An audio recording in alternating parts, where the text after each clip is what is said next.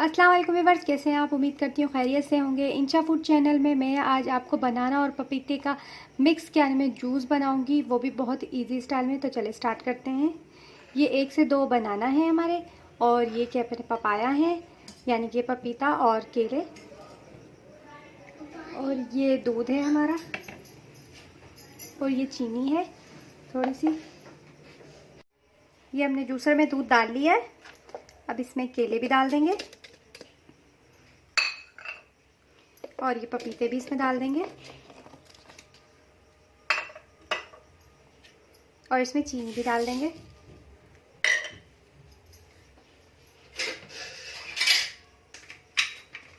अब इसे ब्लेंड करेंगे।